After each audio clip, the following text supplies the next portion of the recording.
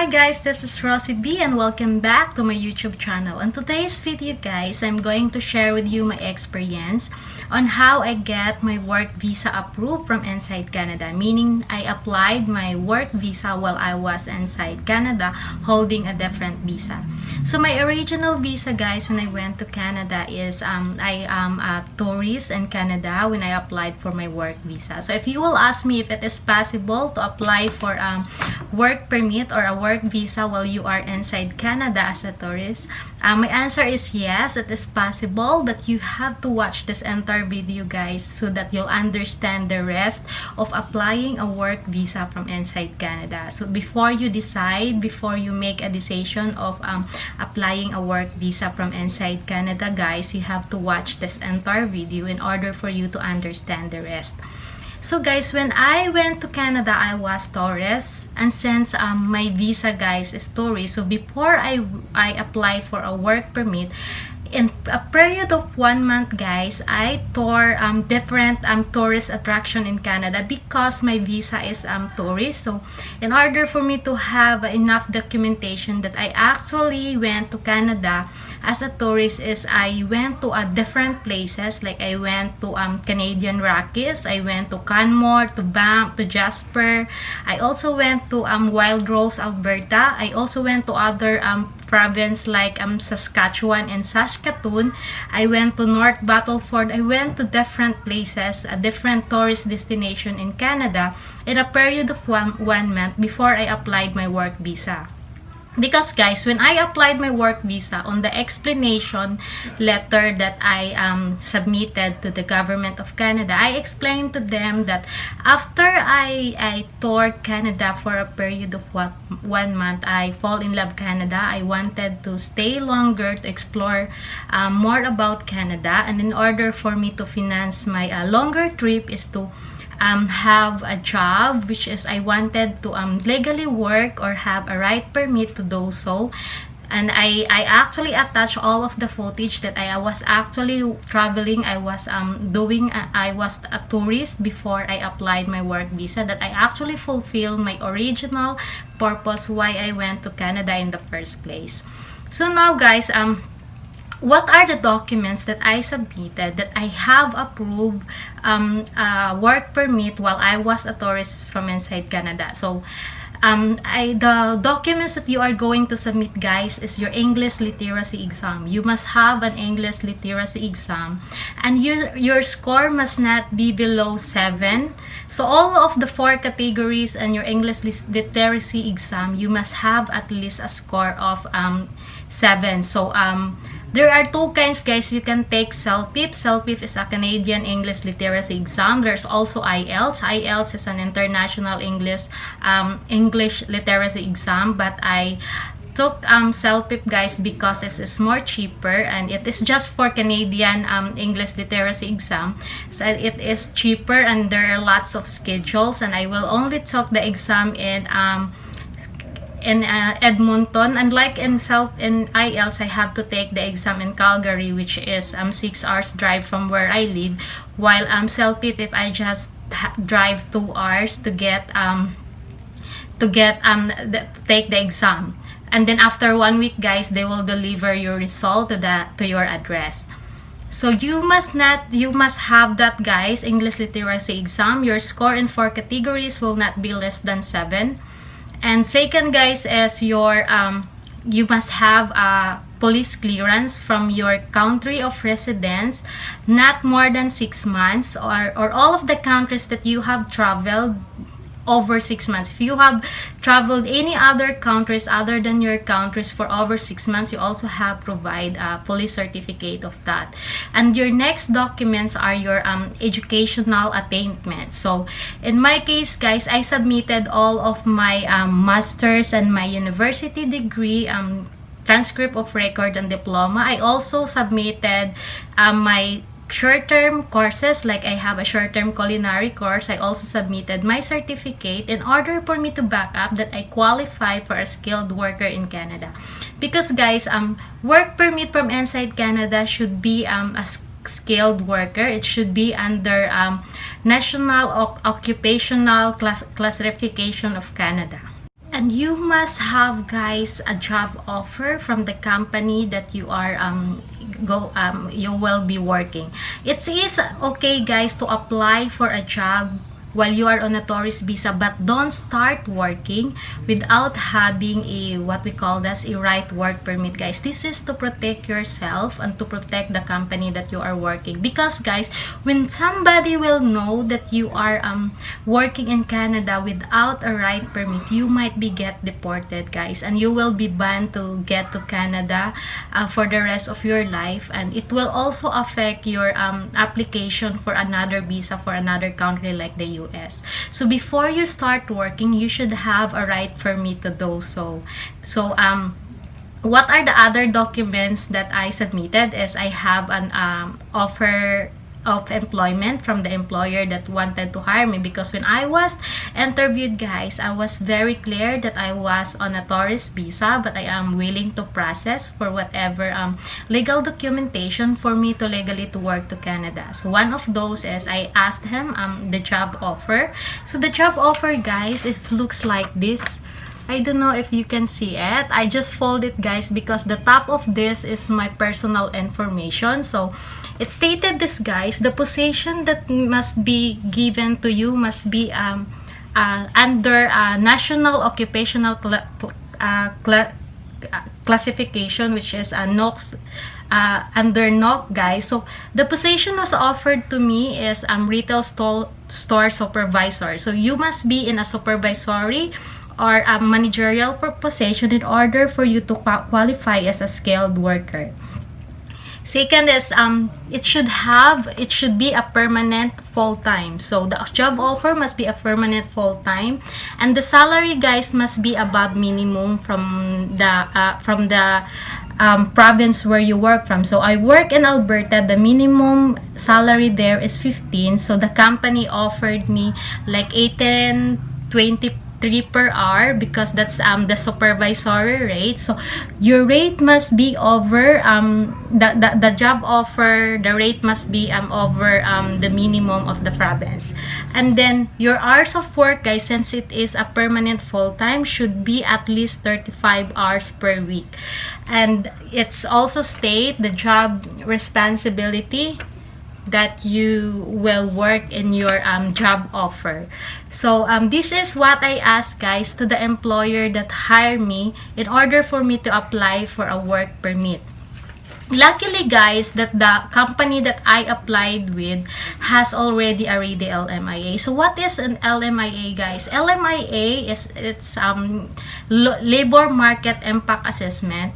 LMIA, guys, is the permit of any company in Canada to hire a foreign employee, meaning there is a need for their company to hire a foreign employee. So I have here my LMIA, guys.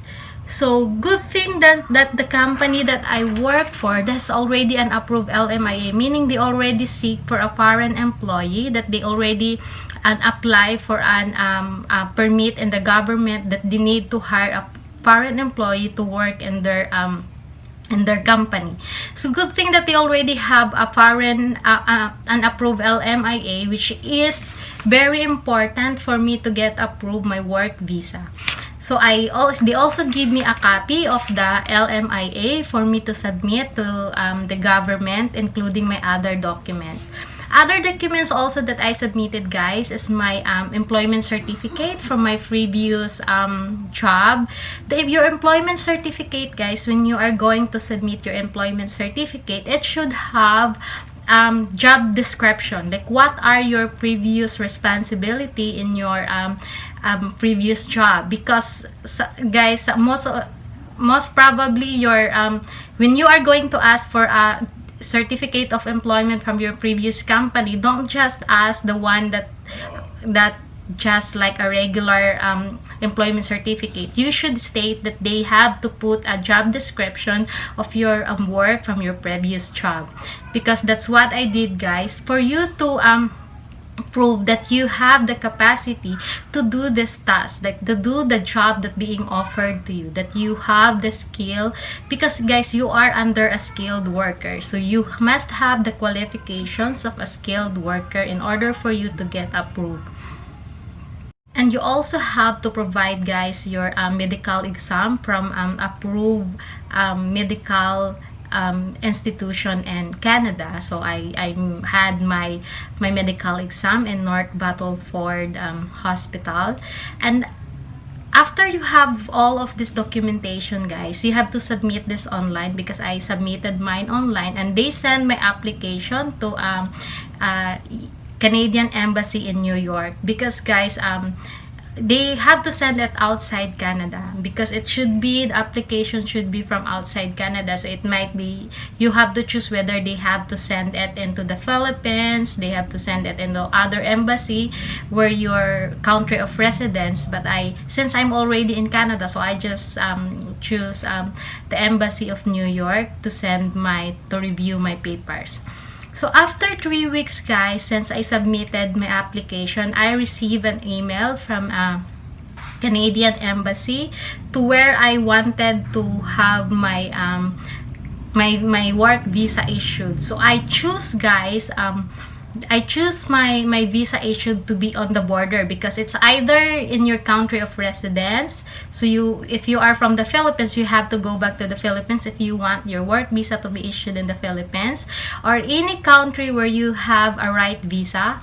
So if you have any other visa, if you have a visa in the US, you can come to the US to get your work visa in any Canadian embassy in the US, or you can apply on the border. So what I choose, guys, because I'm already in the Canada, I choose my application from inside Canada on the border. So I actually issued my work permit on the border. So where border should I go? So when I got that email from the government of Canada, so I replied that I will have my application, my visa issued on the border. So the nearest border from where I live, guys, which is 6 to 8 hours drive depending on the weather, was in Coates, Alberta. Coates, Alberta is in the border of Montana, USA, and Alberta. So because that's the nearest border from where I live, so I emailed the Coates Alberta border immigration that I will be having my visa issued on a certain day. So I'll inform them that I'll be going on the certain day to get my visa issued. But it doesn't mean, guys, that you will already get your visa. Just because you have this email, just because they already emailed you, there is the tendency that if the officer and the border will not get satisfied in your explanation when you get interviewed, they can deport you at any time. So meaning they will send you back to your country of residence on the next flight available, guys. For if it's 30 minutes, they have to let you get to the plane and send you back to the Philippines. So you don't want that to happen, but that is the risk, guys, when you are going to apply on the borders. If you are willing to take this risk, if you are confident that you get approved, you can do it. But that is the risk, guys. You might get deported if you can't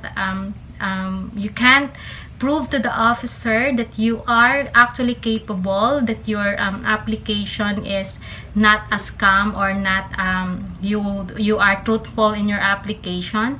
That purpose, I think you just have to convince them based on your documentations and based on your explanation. So now, guys, I went to Coates, Alberta.